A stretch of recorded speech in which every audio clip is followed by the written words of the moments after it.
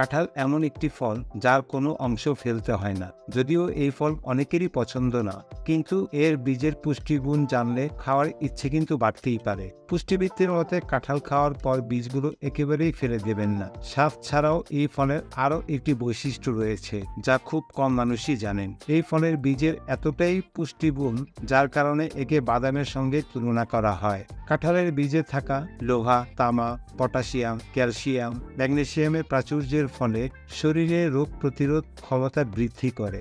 এছাড়াও রাইবোফ্লাভিন ও থিয়ামিনের উপস্থিতিতে শরীরও চাঙ্গা থাকে।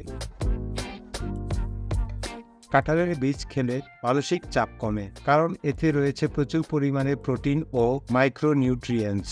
এই বীজে ভরপুর মাত্রায় লোহা থাকে, যা হিমোগ্লোবিনের অন্যতম উপাদান। রক্ত স্বল্পতা থাকলে আয়রন সমৃদ্ধ ডায়েটের জন্য পুষ্টিবিদরাও কাঁঠালের বীজ খেতে বলেন। কাঁঠালের বীজে ভিটামিন এ থাকে, তাই দৃষ্টি স্বচ্ছ রাখতে এবং চুলের গোড়া শক্ত করতে এই বীজ রাখা যেতেই পারে ডায়েটে।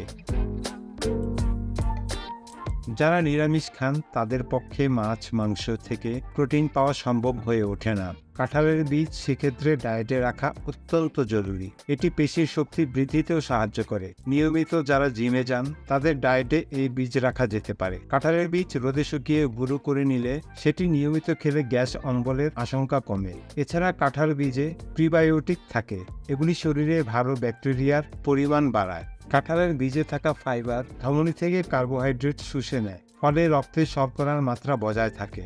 ডায়াবেটিসের সমস্যায় ভুগে থাকলে খাদ্য তালিকায় রাখতে পারেন কাঁঠালের বীজ।